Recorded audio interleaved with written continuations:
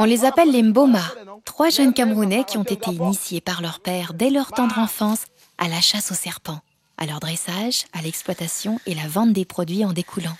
Il y a des façons pour détecter des serpents, des espèces de serpents. Peut-être quand il est dans un trou, il y a des techniques. Il faut d'abord connaître les serpents, puisque je sais que si tu connais ces serpents, ça c'est le bois par exemple, le bois n'a pas de venin, le python n'a pas de venin. Donc je peux l'attraper, il n'y a pas de problème. Tapina. China.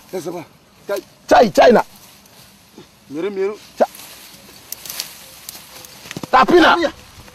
Tapina zo. On va un peu essayer de voir s'il y a des serpents et puis on va l'attraper. Quand elle fait, c'est pour te dire, attention, n'approche pas. Si tu approches, je vais frapper, je vais mordre, je vais piquer. Donc quand elle fait, il a peur et puis nous, ça nous aide à le détecter aussi. Sinon, si on fouille bien, on voit des trous, on va un peu essayer de voir s'il y a des serpents et puis on va l'attraper. Il y a des moments où on creuse ces trous et puis on l'enlève vivant. Comme tous les matins dans leur petite maison d'un quartier populaire de Douala, les 3 frères se préparent à exhiber leurs serpents et les nombreux produits qu'ils vendent pour vivre. Ici, ce sont les flacons vides, pellicules.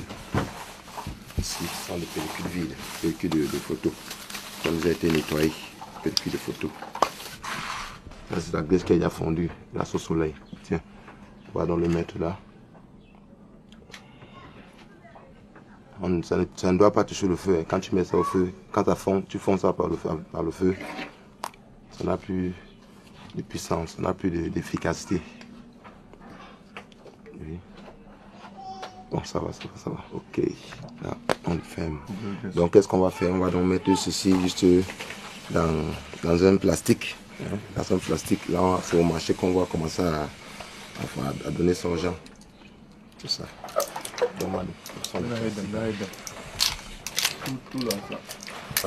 Donc on ouvre comme ça pour que ça sèche bien et pour que les dents soient, puisqu'on utilise ces dents là pour inciser, pour inciser ceux qui ont des panaries, des abcès, des kystes, c'est ça. Ok. Voilà. Ok. On le met.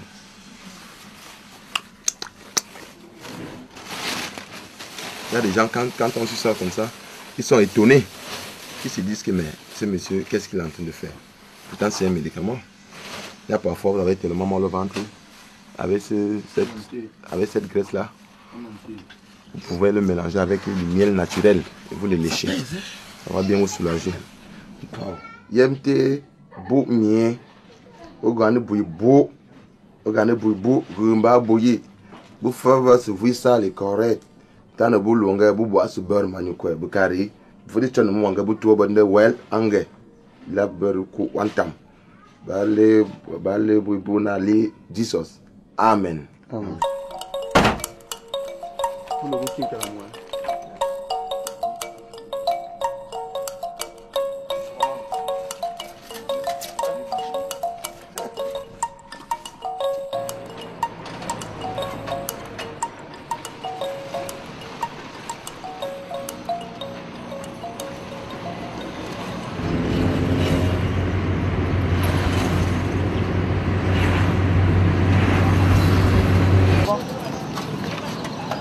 Pour attirer l'attention et la sympathie de la foule, ils ont mis au point une curieuse et spectaculaire stratégie marketing composée de cris d'animaux parfaitement imités, de sketchs ventriloques bien huilés, de déguisements faciaux et bien sûr de titillements de leurs serpents qui, rendus nerveux, n'hésitent pas à les mordre.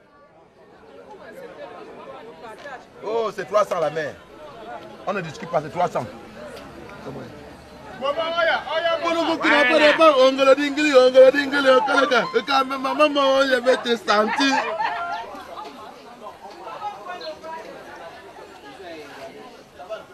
La graisse de ça soigne le mal des reins, le mal de dos, le mal des genoux, le rhumatisme, les courbatures. Donc les maux des articulations, N'importe où vous avez mal fait, quelqu'un masse avec, ça va finir.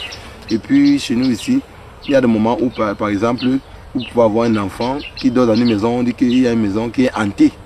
Donc ici chez nous, on dit que ça a un effet contre les mauvais gens, contre les mauvais esprits. Donc les mauvais esprits n'aiment pas sentir cette odeur de sa graisse. Donc ça aide beaucoup.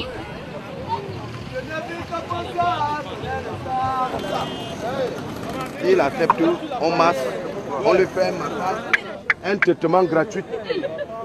Donc on va lui masser en lui tirant le doigt pour que ça pénètre. Hein? Vous voyez, quand vous massez comme ça entre. Ouais, donc maintenant, je vais enlever une dent. Ça c'est le bois, ce n'est pas venimeux. On va donc retirer la dent si vous voyez. Oui. On va donc piquer avec la dent comme ça.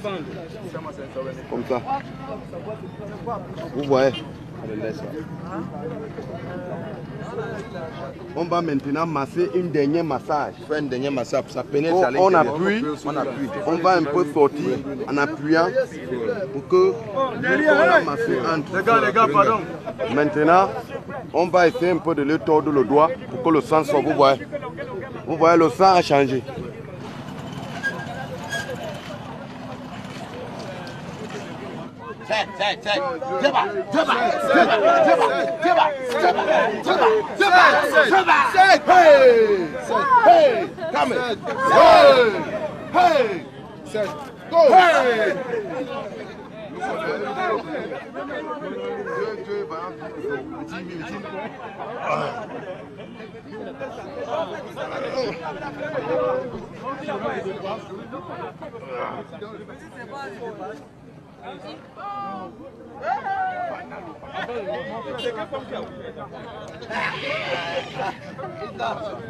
Bon, je vais encourager qui va le porter.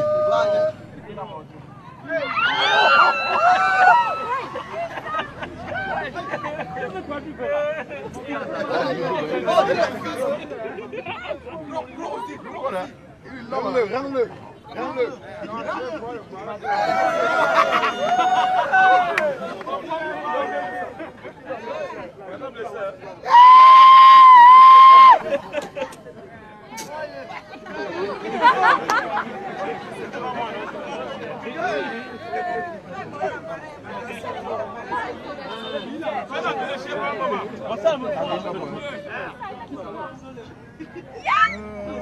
Il faut avoir peur.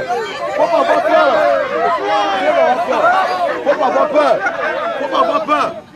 Faut pas avoir peur. Faut pas avoir peur.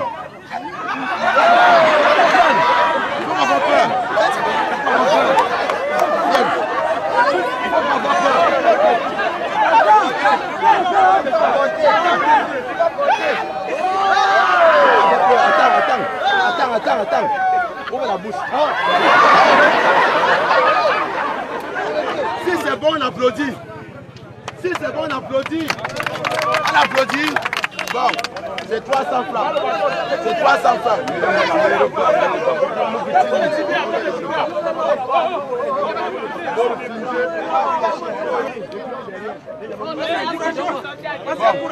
J'ai dit bien les gars. C'est moi qui parlais le marché un moment. Si tu ramasses le poids, on a les problèmes. Quand on a un peu de baraka, on peut faire une bonne recette. De l'ordre de combien? Je peux dire 20 000 francs CFA. Et le minimum? Minimum, je peux dire 7 000 francs, 8 000 francs CFA. Il n'y a pas de jour où vous rentrez sans argent? Non, comment? C'est impossible. C'est la fin du monde. Hey!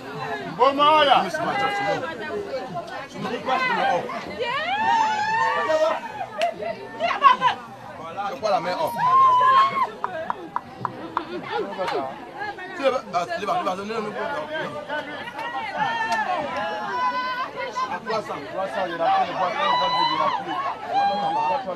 bien dans le sang! Descendez avec ça va!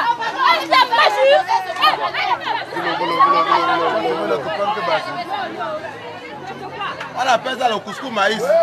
Couscous maïs sauce jaune. Avec la tête de ma... Oui.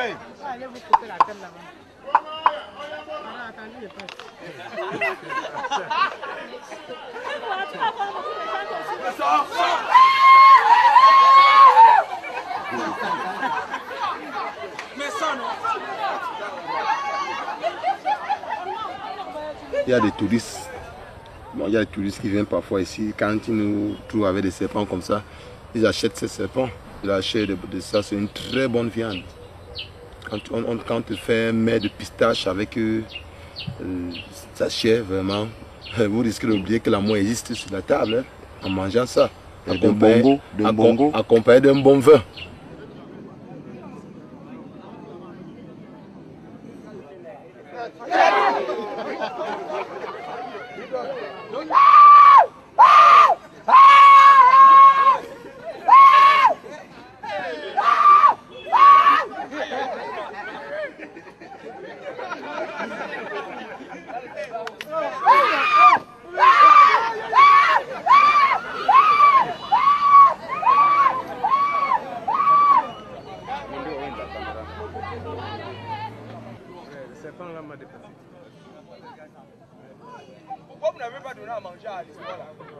Malgré la verve et le sang-froid qui caractérisent nos étranges commerçants, ils partagent leur vie quotidienne avec des pitons et ils assurent indubitablement frayeurs et sueurs froides à bon nombre de fans et de curieux. C'est aussi ça, les métiers de la rue.